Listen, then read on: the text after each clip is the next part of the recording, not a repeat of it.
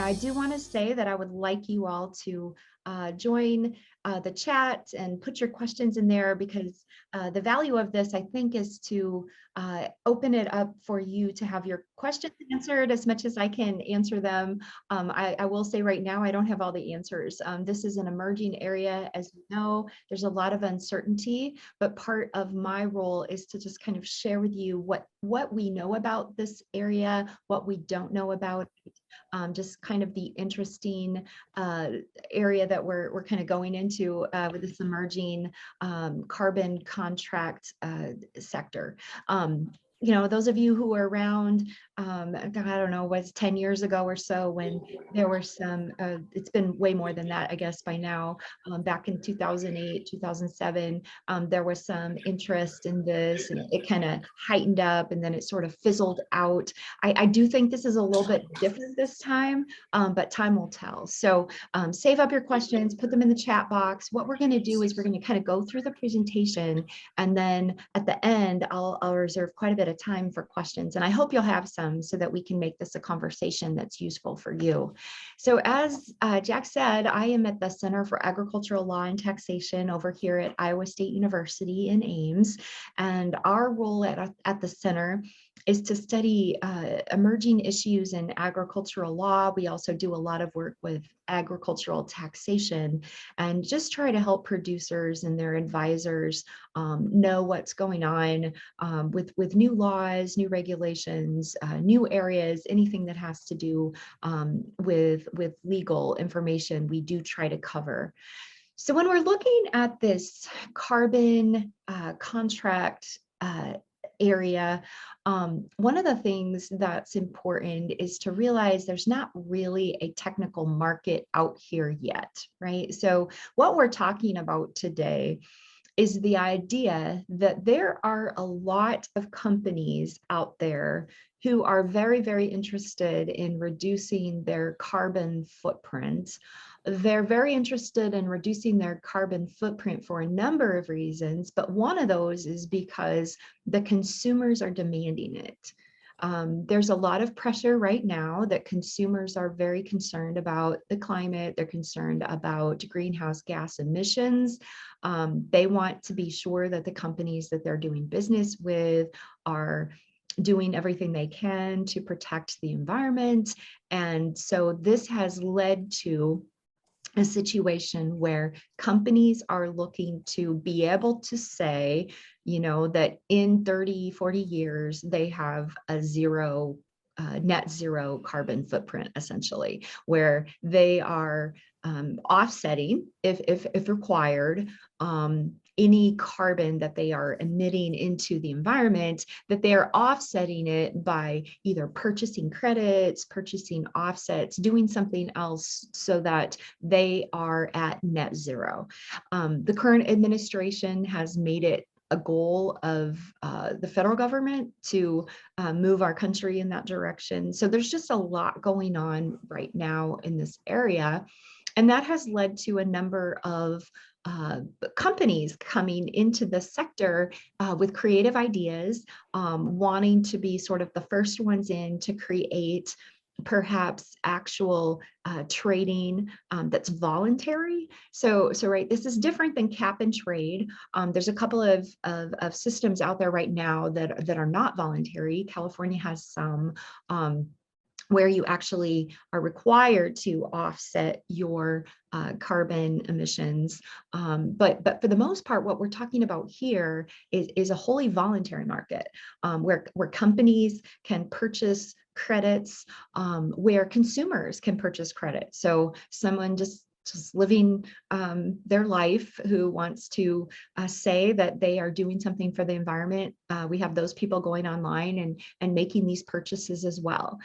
So it's an interesting time. What it means for agriculture is agriculture is one of those areas that these companies that are looking to create a marketable credit or a marketable offset are really pouring a lot of attention into the agricultural sector because of our role in contributing to some of the greenhouse gases through and contributing to some of the water pollution, those types of things as well, just through practices that we have to do. And looking at ways that we can reduce, of course, those emissions, that we can sequester carbon, that we can contribute to a reduction in greenhouse gases by changing our practices. And so the whole idea is, can we create a system where farmers can do implement environmentally friendly practices and actually get compensated for it? Is that possible? And what are the barriers to that? What are the barriers to entry for people wanting to come into this market? Farmers, it's not right now real simple. And so my goal here today is to kind of look at what different kind of programs exist out there. There's so many of them, and they're all so different. I'm going to focus on key concepts that if you're approached by someone who's saying, hey, you just need to do this and this, and we'll pay you, $10 to $15 an acre, and you sign a contract, I just want to make sure that you're aware of what you're signing. And all the contracts are a little bit different. But what I'm going to do this morning is just to sort of review the key areas, the key concepts that kind of are shared across these sort of new initiatives, and make sure that you have a good understanding of perhaps some risks involved for being an early adopter. One of the interesting things about this whole area is that sometimes if you join in and you implement a practice, you're going to be foregoing opportunities down the road. And so I just want everyone to go into these with their eyes wide open. Also, remember, anytime we sign a contract with any company whatsoever, they're not bad actors, but the contracts are all going to be written by attorneys for the aggregators in the sector, the brokers, the sponsoring organizations.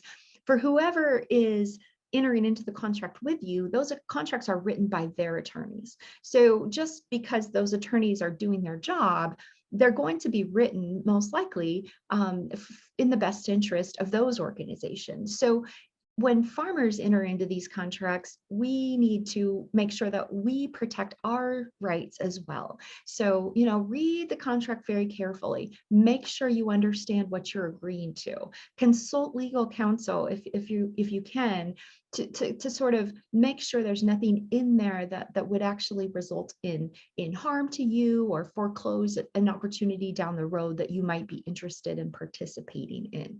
Now, I can't bring up sample contracts. There's no standard agreement. Every one of these arrangements is a little bit different. So I'm just going to give you a couple of approaches that are out there. There's a lot of resources at Iowa State. I have a colleague, Alejandro Plastina, an economist in our ag econ department and a professor over there. He's written some really helpful resources on what the different companies are that are offering these contracts. And so if you're looking at specific company by company information, he has some resources out there. If you can't find that via a Google search, you can email me with the contact information that I've provided, and we'll provide again at the end. And I can make sure that you get that document. But here's one approach. This is the Ecosystem Services Market Consortium, right? So they go out, they talk to producers, they encourage the producer to change their practices, they get the producer enrolled, they decide that they can generate so many carbon credits or offsets or assets, and then they generate those, and then you actually have to verify that the practice has changed before you can actually market it. And then the company markets the credit, sells the credit, and the producer gets paid. This is how one particular program works. Another program is Corteva is an industry partner, of course, and some of these industry partners are getting involved as well. And in this particular example, they're designing a carbon market program where they're also creating carbon offsets. And this, they have protocols saying that you need to do things like cover crops, no-till farming. They say how much each of these practices is likely going to be worth in terms of measuring. There's verification requirements. You enroll in the program, and then you as the producer have to implement what they call the protocols. They have to engage third-party verifiers to make sure that you did everything that you promised to do. And then the project developer may register the carbon offset with a carbon registry and may sell the carbon offset to purchasers. So either on compliance or voluntary carbon markets. So the compliance markets are the ones that are sort of required, like you have to offset. Like I said, California has some of that. The voluntary carbon markets are just those companies that want to be good neighbors out there and show their consumers who are demanding it that they are working toward net zero. And notice the may language. It's just sort of none of this is real solid because all of this is emerging. And that's part of right now, moving into this right now, signing up, early on in these programs may not be the best thing to do until you sort of see where things are going. And that's sort of what I want to talk with you about this morning. So part of what is different about these types of programs from something more traditional, say, if I give a conservation easement, or I'm in the wetland mitigation program or something like that, where I'm promising to do something on my land, in those cases, I'm actually conveying a property right, a real property right to the organization that I am working with. These agreements that we've seen, the way that this carbon programs are emerging, is that they're really just creating contractual rights, and the offsets or the credits that they're generating is a personal property asset. It's not a real property asset. So we're not giving a restrictive covenant or a deed restriction. There's no easements being purchased. There's no lease arrangement formalized. It's a very much more informal process, mostly because the dollar amounts, I think, would not justify all of the work and effort that would be required to actually secure real property rights. But that also means, right, there's no recording going on. If I would have a restrictive covenant on my land that would be conveyed via deed, that would have to be recorded, and then the world would know that that particular deed restriction existed. That's not what these are like. There's no way really to right now go out there and see who's participating in a carbon program. The other interesting thing is, if you enter into a contract, typically you are just binding yourself to that contract. But we have to consider how entering into one of these carbon programs would actually impact other people. Because if you're a tenant, you're really going to need to have your landlord involved to authorize the contract. And I think most all these companies are requiring that.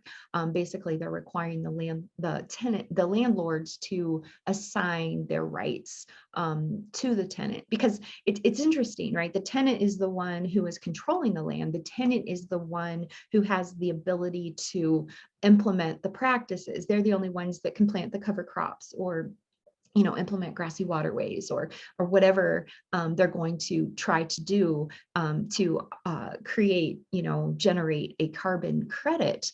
But the landlord really has to be in the know and understand, because, and we're going to get here, but one of the hallmarks about all of these contracts is really, for the most part, they're paying for new practices. And we'll get to a little description of why that is, why that matters. But if your land has been having cover crops already, you most likely are not eligible to enroll. So that's one of the things that those who are working in the sector and trying to figure out how to encourage farmers to implement conservation practices, they're saying, wait a minute, it's like the early adopters got penalized because they don't have the ability to enroll in these contracts. And so that's just one of the ways that this is panning out because of how you generate a carbon credit. And we'll talk about that in just a minute. You also have to think about that with respect to future purchasers, right? So if you sell your land to somebody else and you have this contract on it, what does that look like? Do you have a way out of the contract? Will there be liquidated damages for you to get out of the contract? Are you somehow required to have that contract carry over to the person who purchases it? There's just a lot of unknowns, but you have to read the language of your contract to understand how it would impact your ability to convey your land, what your penalty would be if they were not willing to assume the contract, or would they have the right to assume the contract, right? We sort of live in the world with CRP where we're used to how that works, where you can assume the contracts at death or purchase, but there's penalties if you sell your land and the person doesn't assume it. There's a penalty, you have to pay everything back. How do these contracts work? If you inherit property, right, in CRP, you have the ability to just have the contract end. The person dies, the heirs are not tied to it. What about these types of contracts? Because in the contract world, the only contracts that really die with you is something that's considered a personal service obligation. So would this be considered a personal service obligation, or would this be something that would carry on to require the heirs to finish the contract? And if they did not, would they be penalized? So again, something you need to understand. And then just, of course, as always, mortgagees, lenders, they all need to kind of know what's going on our property. So that's just a little bit of a introduction or background, but now I kind of want to dive into some of the details of these contracts, just so you understand some of the language and some of the red flags or reasons why there might be reason for concern or just careful consideration before you just say, okay, yeah, sounds good. I got to get an extra couple bucks per acre. I'm going to do it. What's to stop me from doing this? So before you sign, you need to understand what it is that you're promising, because there are lots of models out there. They are not all the same. So just because maybe your neighbor signed up with somebody and told you what their arrangement was, if you sign up with somebody else, it might be something completely different. So we need to understand what we're selling, because most of these contracts, the contracting party is paying you for a practice to implement a practice, but in a lot of cases, it has to result in an actual outcome. There's going to be measurement and verification that there was actually some benefit to what it was that you did. And so that's what's difficult in the agricultural sector with respect to, we're still figuring out the science. How much carbon is sequestered if I do no-till for the first time over so many years? How does that impact carbon? How does that reduce greenhouse gas? How many carbon credits, how many offsets would that actually generate? And it's not exact, because it's going to depend on all kinds of things, right? It's going to depend on the climate. It's going to depend on the soil. And so it's a little difficult to quantify. And so for that reason, it's important to look at the contract to say, okay, what are you doing? If I do everything I say I'm going to do, I'm going to, make sure that I plant these conservation strips or leave a piece of my land idle. And then you come in and you say, well, wait a minute, it didn't really sequester as much carbon as what we had thought it would, so you're not going to get paid. If that's going to happen, you need to be aware up front that that's a possibility. There's a difference, of course, between sequestration and emission reduction. So one of the areas that is a little bit easier to quantify is where livestock producers might be implementing bioreactors or something that is actually reducing emissions. Those practices have been viewed as generating a little higher quality of credit or offset because it's a little more reliable and it's a little easier to measure. Whereas anytime we're just dealing with implementing an agricultural practice and then presuming, hoping, and relying on the fact that in most cases, the science looks like it would lead to the sequestration of carbon, it's a little more difficult because it's a little harder to quantify. So if you're looking to get into a contract, how is the company that you're working with dealing with these uncertainties, with these unknowns? Are you guaranteed payment for implementing a practice, or does it require actual quantification? Does it require actual results? Also, look at how many years you're going to be bound. It may be a one-year contract, but it's something we're going to talk about. It may impact you far beyond 1 year. So we'll talk about that, but that's really important. And then what other opportunities am I giving up down the road, right? So if I implement a practice right now, that may likely mean that I can never be part of a program in the future that will pay me for that very same practice. So that's a really important component to this whole area. And then, is there an actual asset being created? So most of these programs are all creating an offset or an asset, even though there's not an actual formal market with protocols and all of that, but they're trying to create that. But some are not. Some are just paying you for implementing a practice. So there's a big difference between those two things. But if there is a new asset being created, who owns it? Am I, as the person who generated it, am I the actual owner? And then the company I'm contracting with, are they just sort of a broker who's going to sell that to the outside world? Or am I selling that asset at the time I'm creating it to the person I'm contracting with? And what happens if nobody buys it? Am I just like left without compensation? So that leads me to a number of concepts. There's about 4 really, really important concepts in this area that are not things we deal with anywhere else. And so that's why I want to talk to you about additionality, stacking, permanence, and leakage. These are words we don't use outside of the carbon credit sector. And so I want to talk to you about how important they are when you are evaluating these contracts. So most of the programs, the ones that I've seen, they will only enroll producers who are implementing new practices. If you were somebody who has been on board all along, doing no-till, planting cover crops, you've done all of this, most of these practices, most of these programs, now there are a few who are going backwards a certain number of years to give you some compensation, but many of them, early adopters, are not allowed in the game. And it also means this concept of additionality, right? Starting today, let's say, okay, I haven't been doing this. I'm going to implement a new practice. But this also means be careful what program you choose, because let's say I start off today and I'm going to implement these practices.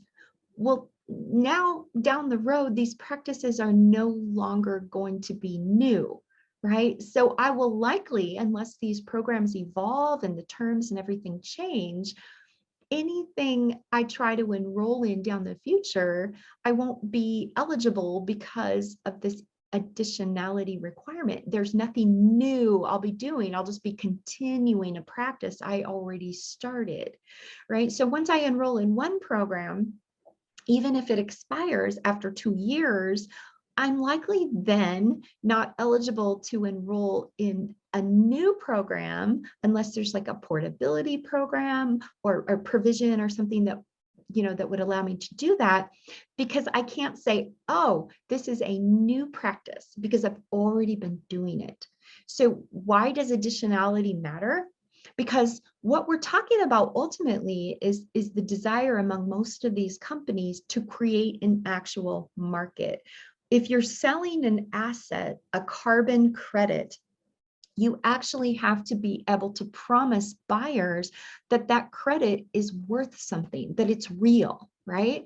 And how do I promise them that it's real? Well, I have to show them for the first requirement that it meets this additionality requirement, that it's actually created with something that wouldn't have already been there if we hadn't have created the credit in the first place. The creation of the credit was based upon some new reduction of carbon emission that took place.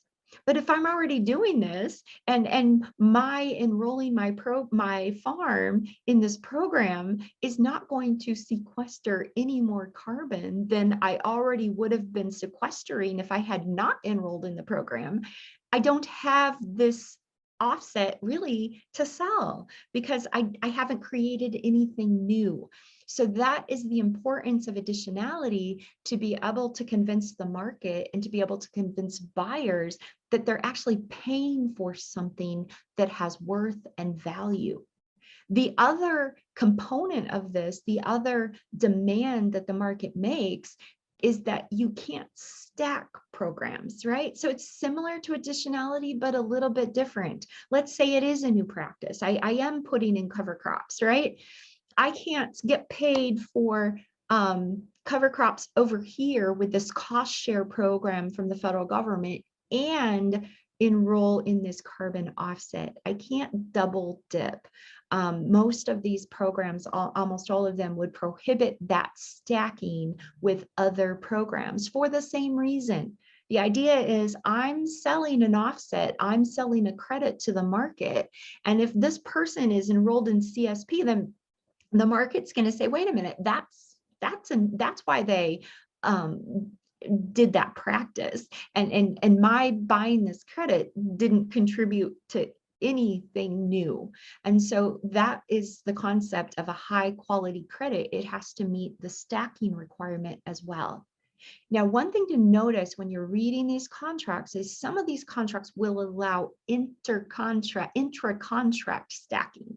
What does that mean? Well, if you implement a practice like a grassy waterway or something like that, they may say, well, because that benefits not only it results in sequestration of carbon, but it also allows fewer nitrates to go into the water, increasing water quality. That's double benefit. We will pay you a little bit more for that practice. So some programs themselves allow stacking within the contract, but none of the programs that I have read about, seen, or heard allow stacking where you can participate in my program and you can also get an outside benefit from somewhere else. So that's important to realize, because anytime you enroll in one of these programs, what you're essentially doing is giving up an opportunity to receive money somewhere else. The other two components that are really important when we're talking about creating high quality carbon credits that are actually going to be marketable, that people will pay for, is the market has to have some kind of assurance that this is permanent. So if I sequester enough carbon to create a carbon credit, then I need to be able to show that that carbon is going to be sequestered in the marketplace. Kind of the standard is for 100 years. What does that mean? It means I need to sort of continue my practice to show that it's not just a temporary blip where I sequester it and then all of a sudden I start tilling again and whoosh, it all gets released. Then I've created a worthless credit, because whatever it was for those couple of years is more than offset when I stopped the practice. So that's permanence. And permanence may mean that some of these contracts that we set up may actually require you to continue the practice beyond the stated contractual term. You need to read the language. You may be only paid for 5 years, but there may be some requirement that there's actually measurements out beyond those 5 years. Just watch out for that. Understand what you're promising. The other component that's really important to those who are looking to purchase the credits that would actually make this a market is leakage. Now, what is leakage? Leakage says we don't want to create a system where we are incentivizing you to create a carbon-friendly practice over here, right? You're sequestering carbon over here, but you're reducing production a little bit over here to do it. So, you creatively over here in this part of your farm increase production or do something that's going to create even more carbon emission or greenhouse gas emission to compensate for the reduced practices over here.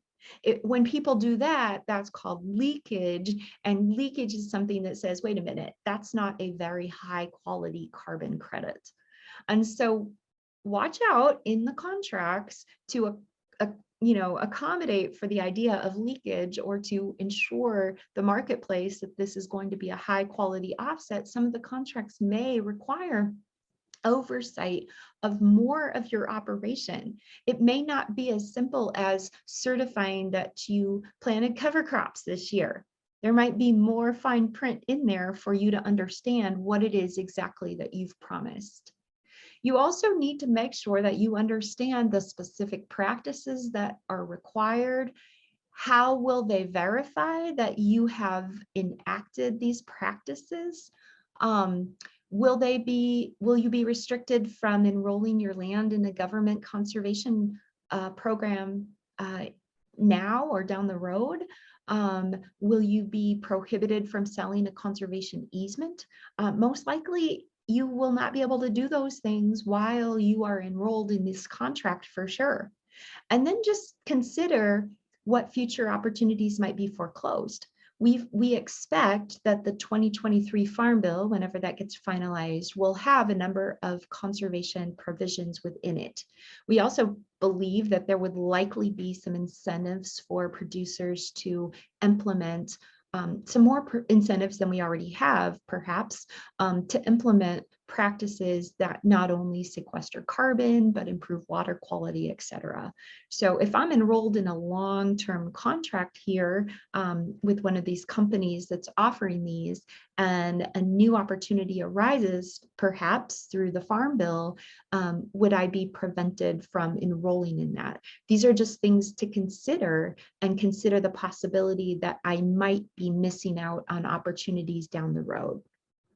Now, the links of these contracts are all over the board. So if you've studied this, you know, some are just a 1-year program, some are 15 years. So we have some very long-term contracts. We have very short contracts.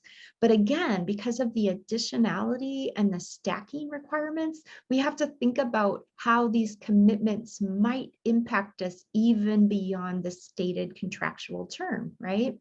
So even if I have a 1 or 2 year contract, I may, as we talked about with additionality, be preventing myself from being able to participate in another program after this one expires, because suddenly none of these practices are new for me. So additionality says, sorry, you're not eligible anymore. Also, a long-term contract might prevent me from, like we said, enrolling in something that might be a little more lucrative, a little more helpful to me to offset some of the costs of implementing some of these practices, because we can't stack, right? So if I'm in a 10-year contract and the new 2023 Farm Bill would give me another opportunity here, or an industry partner comes out with this great new program where they'll pay for something else, but I can't participate because I'm already locked into this contract, that might be something that I'm giving up down the road. So again, we just have to consider that. We have to look at the provisions of renewal, modification. Do I have the option to renew? Is it at my option? Is it at the company's option? Is the other party bound to accept my renewal? And then what about modification? With anything new, it's always about how is the market going to evolve and how is the science going to evolve to tell us even better how we can accomplish our goals, right? So right now, our climate smart practices, we know a lot. We have great scientists out there who've worked very diligently in this area, but I think they would be the first to tell you there's a lot more work to be done. There's a lot more to learn about carbon sequestration, greenhouse gas emissions. So what if our practices in 2022 aren't really the best practices, and 5 years from now, they're like, wait a minute, we really need to be doing this instead? Now, presumably, there would be a method to be able to retool the contract if you're involved in a 10 or 15-year contract to make sure that you're actually doing the best practices. But what would be the requirements at that point? Would there be any penalties? Would there be any risks that I'm incurring because something changes down the road? Also, how do I get paid? And that sounds like a very simple question, but some of these contracts, it's kind of complicated, right? The payment provisions vary very significantly. And so the stated dollar amount, $15 an acre maybe, but am I the one who's having to pay for the verification of the practices? Am I only being paid once somebody purchases a credit or an offset, or am I actually being paid for implementing the practice, right? There's a big difference. Do we have to wait and have the scientists test to see how much soil, how much carbon has been sequestered in the soil? In that case, risking that I may not get paid anything, because maybe if the temperature was a certain way or the weather was a certain way, even though I implemented the practice, it didn't impact the carbon level in the soil at all. Like, we just don't know.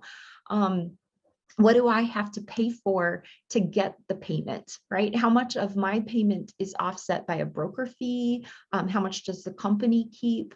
How much do I have to pay to the verifier, or is that being handled by the company? And then another question that's interesting, because some of these contracts are really fascinating in that they don't pay in currency. Some are tokens, or maybe it's cryptocurrency. So just make sure you understand how you're being paid. And then we've talked a couple times about verification, but I wanted to just dive a little more into detail about the verification process, because it is kind of a big deal. The whole idea of having a credit or an offset to sell requires that there's a standard, requires that there's actually something of quality to sell, and that requires a verification. So parties to a carbon contract are going to have to pay attention to what is entailed with the verification process in my situation. Because some of these companies have their own protocols, their own verifiers. Others are enlisting third parties. Right now, we have no standards, right? So it's kind of a free-for-all. As the parties are trying to kind of create a market, it's sort of begging for more consistent standards. But right now, the protocols and things are all a little bit different. So before you sign something, you need to know, is somebody going to be coming onto my property regularly, testing my soil?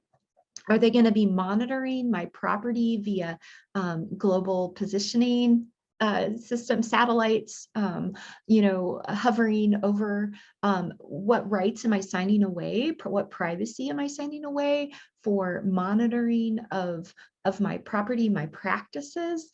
Again, that goes back to what the result of the contract is going to be. So if they do the verification process and it determines that the carbon in my soil was not really sequestered in the way that we expected, am I the person that bears the risk of that, where I do not get any compensation then? And then this also goes to that leakage question. Am I signing in the contract the ability where they're sort of looking at the overall carbon footprint of my operation, where, you know, maybe I reduced the carbon here, I sequestered carbon here, but over here I increased it. So does that impact my compliance with the contract? So again, all kinds of unknowns, uncertainties, and I in no way am here to throw a wet blanket on all of this and say, oh, don't ever get involved in this. This is terrible. That is not my position. My position is just there's a lot of unknowns and we need to be educated and understand what we're getting into.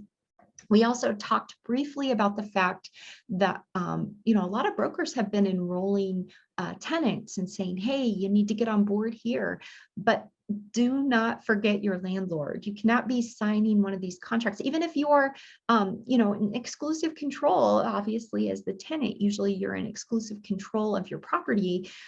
Be very careful, right? Like, what you're signing. I talk with your landlord, make sure they're okay with it as well. Make sure that your lease is of a sufficient term to cover the contract.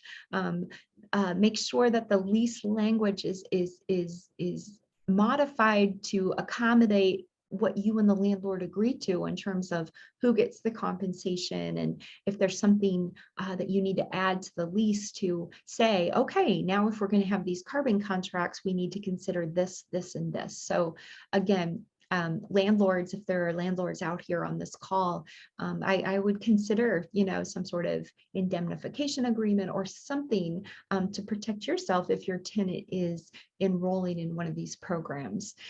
And then data, right? Data is something that is going to be the lifeblood of all of these contracts, because without data, there's no verification. Without data, you've got nothing to sell. Data means that somebody is going to be collecting information about your farming practices. They're going to be collecting information about your soil composition. They're going to be collecting very private data about your operation. So with all of that, it is extremely important that you review the contract provisions regarding who has the ability to collect the data, where is that data going to be stored, who owns the data, who may be eligible to obtain the data. Is this data going somewhere where third parties could get their hands on it, ones who want to harm your operation? And then on just a more practical side, if you're the person going in to enter the data, if you're required to create it, how much time and effort is going to be devoted to the data creation? And is the price that you're getting under this contract going to be sufficient to compensate you for the work involved with the data creation? So again, we just really need to think about privacy. We need to think about security and all of those things as well. Also, penalties, right? Anytime you have a contract, there's the reason you have a contract is because if there's a breach, there's going to be damages. And so let's look at it from the producer perspective. If I'm the producer, what if I fail to implement the practice that was required? Maybe I wasn't able to because the weather didn't cooperate and there was no window to actually get a cover crop in the ground. Am I going to be required to pay liquidated damages? Is the contract going to be terminated? Is it going to be the kind of thing where I have to pay back anything that I got plus interest? Or if I haven't been paid at all, am I going to have to pay the company to offset the fact that I wasn't able to do what I promised?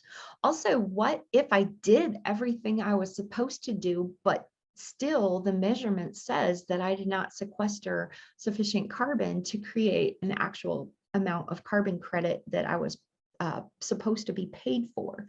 Do I just not get paid, or do I somehow owe damages to the company? So again, we have to understand what happens in circumstances beyond my control. I did everything I was told, but under the protocols of the measurement, I somehow didn't measure up. So how is that handled?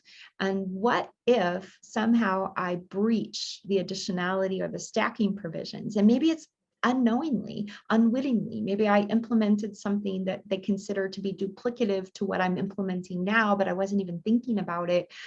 Is that cause for special damages? Am I going to be on the hook for something there? And so those are the risks that I have, but also what about the only reason in most cases I'd be signing this is to get a little extra compensation, right? So I want to implement these climate smart practices and I'll sign this contract because someone will compensate me for doing it. So what is my remedy if payment is not made on time? What does the contract say? Do I have the right to terminate the contract or to modify it if practices change where it looks like, 3 years from now, it would be so much better for the environment if I implemented this practice instead? What are my rights? Also, anytime you're dealing with a contract with a company, there's going to be little clauses in there that dictate how you would go about upholding your rights, right? So let's say the company had not paid you what you thought you were entitled to be paid. Could you bring a lawsuit against the company, or would you be required to go to arbitration or mediation, or would you be required to settle?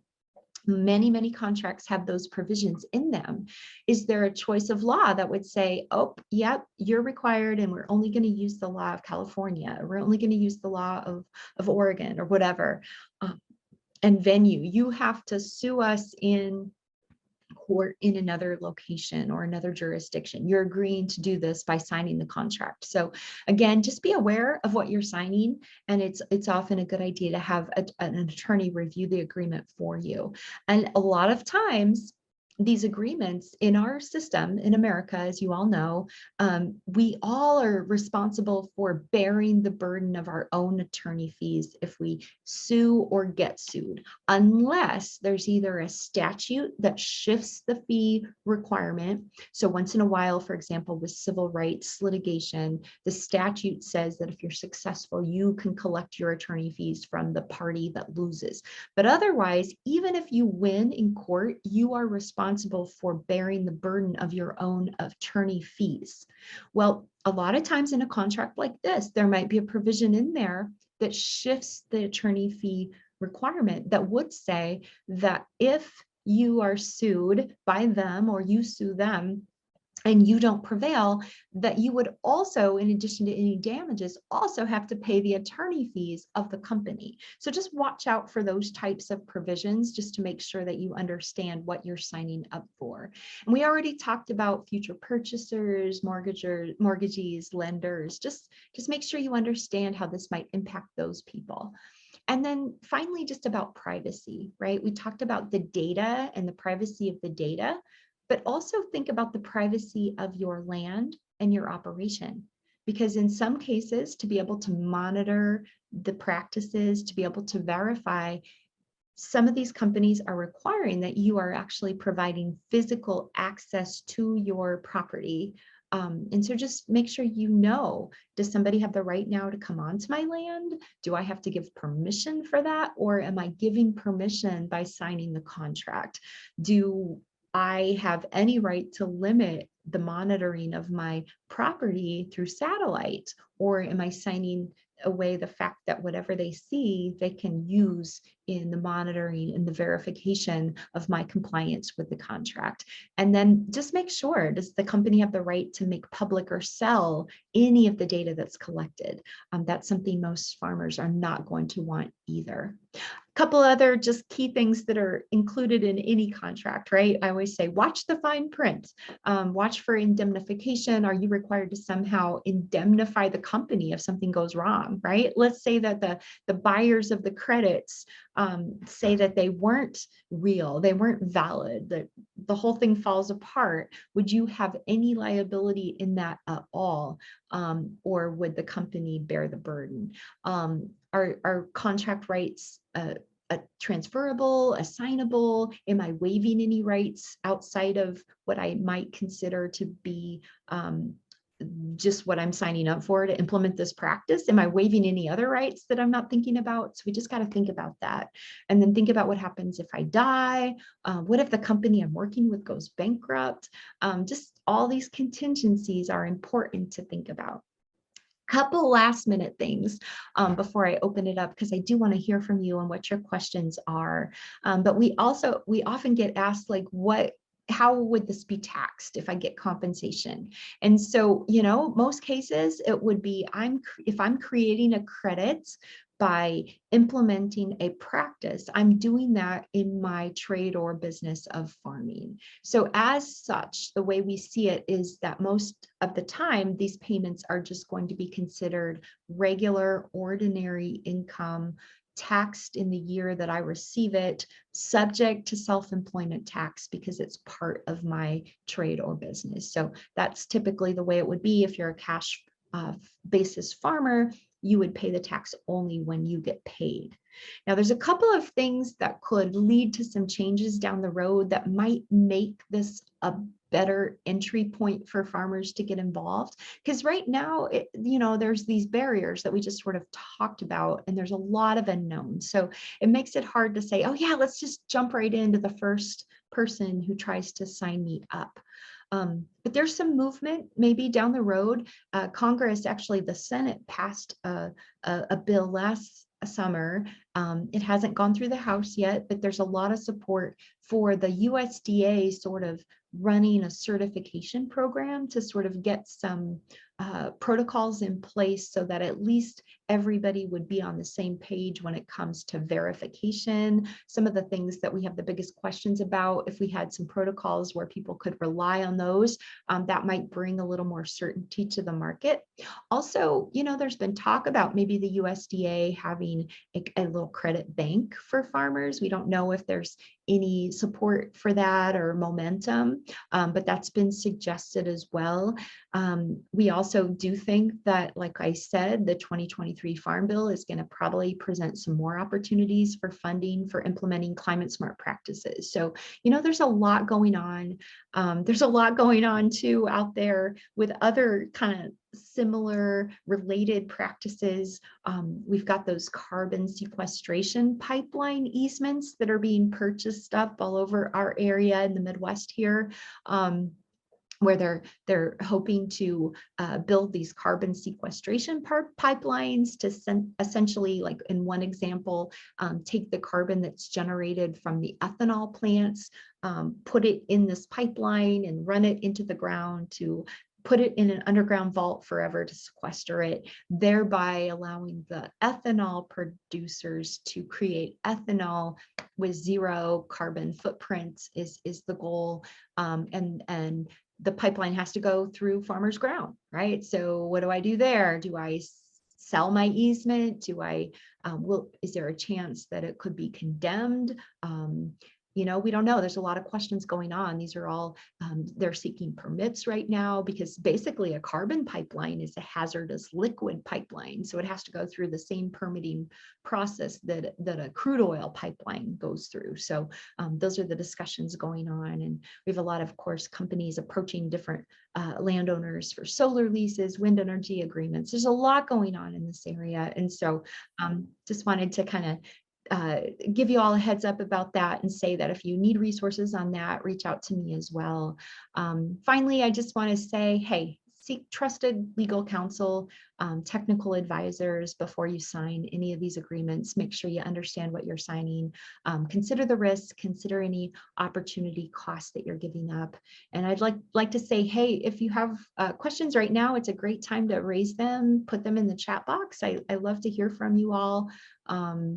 And would love to have some questions. So